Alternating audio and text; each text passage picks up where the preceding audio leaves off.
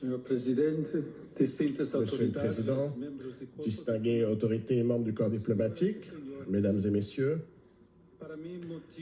c'est pour moi une grande joie d'être parmi vous. Merci, Monsieur le Président, de m'avoir invité à visiter l'Angola et pour vos paroles de bienvenue. Je viens à vous pour rencontrer votre peuple, en pèlerin, à la recherche des traces des passages de Dieu sur cette terre qu'il aime. Avant de poursuivre, j'aimerais assurer de mes prières les victimes des fortes pluies et des inondations qui ont frappé la province de Benguela et exprimer ma proximité aux familles qui ont perdu leur maison. Je sais également que vous, Angolais, êtes unis dans une grande chaîne de solidarité en faveur des personnes touchées. Je souhaite vous rencontrer dans la gratuité de la paix et reconnaître que votre peuple possède des trésors qui ne peuvent être ni vendus ni volés. En particulier, il porte en lui une joie que même les circonstances les plus défavorables n'ont pas su éteindre. Cette joie qui connaît aussi la douleur, l'indignation, les déceptions et les défaites, résiste et renaît chez ceux qui ont gardé leur cœur et leur esprit libre de la tromperie de la richesse. Vous savez bien que trop souvent, on a regardé et on regarde encore vos régions pour donner, ou le plus souvent pour prendre quelque chose.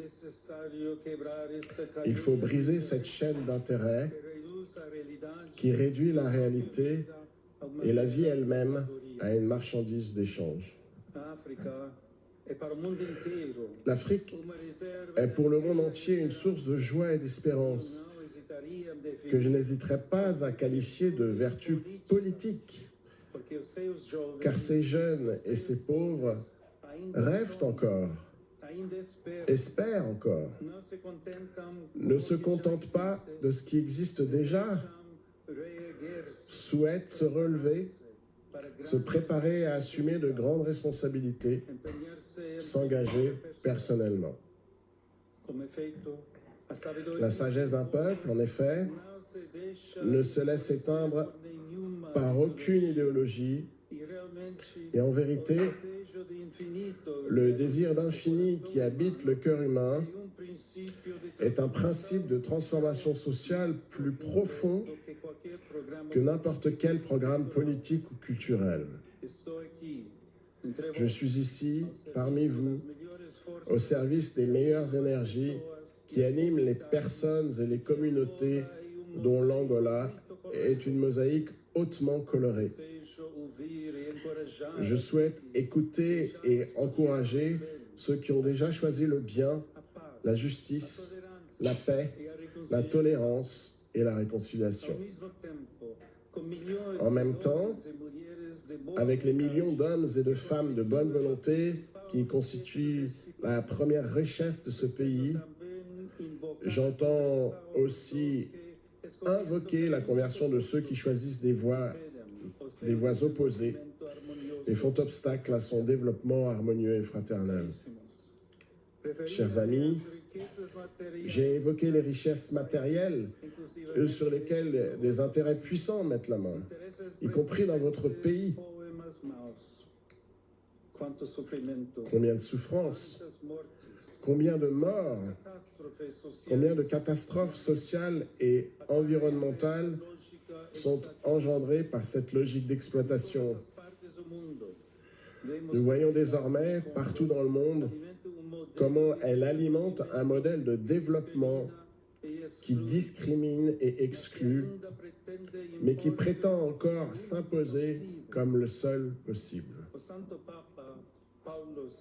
Le Saint-Pape Paul VI, interprétant avec perspicacité les inquiétudes de la jeunesse, dénonçait déjà il y a 60 ans et je cite, « l'aspect sénile, tout à fait anachronique d'une civilisation commerciale, hédoniste, matérialiste, qui tente encore de se faire passer pour porteuse d'avenir. » Et il observait, contre cette illusion, la réaction instinctive de nombreux jeunes, malgré ses excès, exprime une valeur réelle. Cette génération attend autre chose. Vous êtes les témoins, grâce aux sagesses très anciennes qui nourrissent vos pensées et votre sentiment, que la création est harmonie dans la richesse de la diversité. Votre peuple a souffert chaque fois que cette harmonie a été violée par l'arrogance de certains.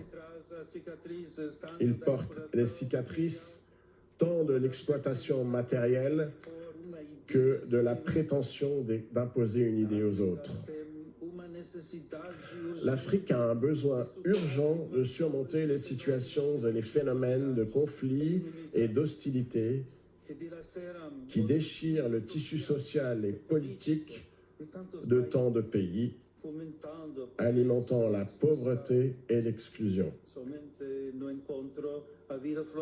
Ce n'est que dans la rencontre que la vie s'épanouit. Le commencement est le dialogue. Cela n'exclut pas la divergence d'opinion qui peut se transformer en conflit. Mon vénéré prédécesseur, le pape François, nous en a donné une interprétation inoubliable. Face à un conflit, certains regardent simplement celui-ci et passent devant comme si de rien n'était, s'en lavent les mains pour pouvoir continuer leur vie. D'autres entrent en conflit de telle manière qu'ils en restent prisonniers, perdent l'horizon, projettent sur les institutions leurs propres confusions et insatisfactions, de sorte que l'unité devient impossible. Mais il y a une troisième voie, la mieux adaptée, celle de se situer face à un conflit. C'est d'accepter de supporter le conflit, de le résoudre et de le transformer en un maillon d'un nouveau processus. Bienheureux les artisans de paix. L'Angola peut grandir considérablement si, avant tout, vous, qui détenez l'autorité dans le pays, croyez en la diversité de sa richesse. N'ayez pas peur de la dissidence, n'étouffez pas les visions des jeunes et les rêves des anciens. Sachez gérer les conflits en les transformant en chemin de renouveau.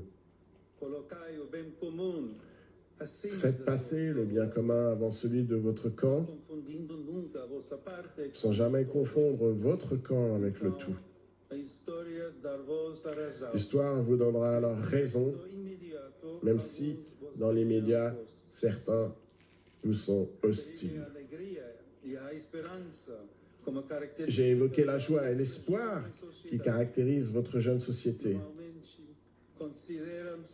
On les considère généralement comme des sentiments personnels, privés.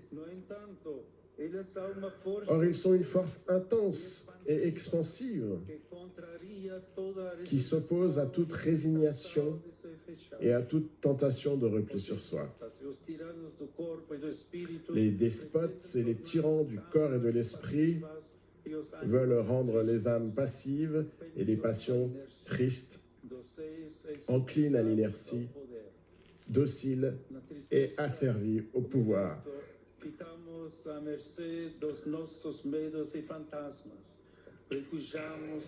Dans la tristesse, nous sommes en effet à la merci de nos peurs et de nos fantasmes. Nous nous réfugions dans le fanatisme, la soumission, le vacarme médiatique, le mirage de l'or, le mythe identitaire. Le mécontentement, le sentiment d'impuissance et de déracinement nous séparent au lieu de nous rapprocher. En répandant un climat d'aliénation vis-à-vis de la chose publique, de mépris pour le malheur d'autrui et de négation de toute fraternité. Une telle discorde désagrège les relations constitutives que chacun entretient avec soi-même, avec les autres et avec la réalité. Comme le faisait encore remarquer le pape François, la meilleure façon de dominer et d'avancer sans restriction, c'est de semer le désespoir et de susciter une méfiance constante, même sous le prétexte de la défense de certaines valeurs. Aujourd'hui, dans de nombreux pays, on se sert du système politique pour exaspérer et pour polariser. C'est la joie véritable qui nous libère de cette aliénation, et ce n'est pas un hasard si la foi reconnaît comme un don de l'Esprit, du Saint-Esprit, et comme l'a écrit Saint Paul, où est l'Esprit du Seigneur, là est la liberté. La joie est en effet ce qui intensifie la vie et nous pousse vers le champ ouvert de la vie sociale. Chacun se réjouit en mettant à profit ses capacités relationnelles, en prenant conscience de contribuer au bien commun et en se voyant reconnu comme une personne unique et digne au sein d'une communauté de rencontres qui se multiplient et élargissent l'esprit. La joie, c'est tracer des trajectoires, même dans les zones les plus sombres de l'immobilisme et de l'angoisse. Chers amis, examinons donc notre cœur, car sans joie, il n'y a pas de renouveau. Sans intériorité, il n'y a pas de libération. Sans rencontre, il n'y a pas de politique. Sans l'autre, il n'y a pas de justice. Ensemble, vous pouvez faire de l'Angola un projet d'espérance. L'Église catholique, dont je sais combien vous appréciez l'œuvre au service de ce pays, souhaite être le levain dans la pâte et favoriser l'émergence d'un modèle juste de coexistence, libéré des esclavages imposés par des élites aux fortunes considérables et aux joies factices. Ce n'est qu'ensemble que nous pourrons multiplier les talents de ce merveilleux peuple jusque dans les périphéries urbaines et les régions rurales les plus reculées, où bat sa vie et se prépare son avenir. Éliminons les obstacles au développement humain intégral en luttant et en espérant aux côtés de ceux que le monde a rejetés, mais que Dieu a choisis. C'est ainsi, en effet, qu'est née notre espérance. La pierre qu'ont rejetée les bâtisseurs est devenue la pierre d'angle. Jésus-Christ, plénitude de l'homme et de l'histoire. Que Dieu bénisse l'Angola. Merci.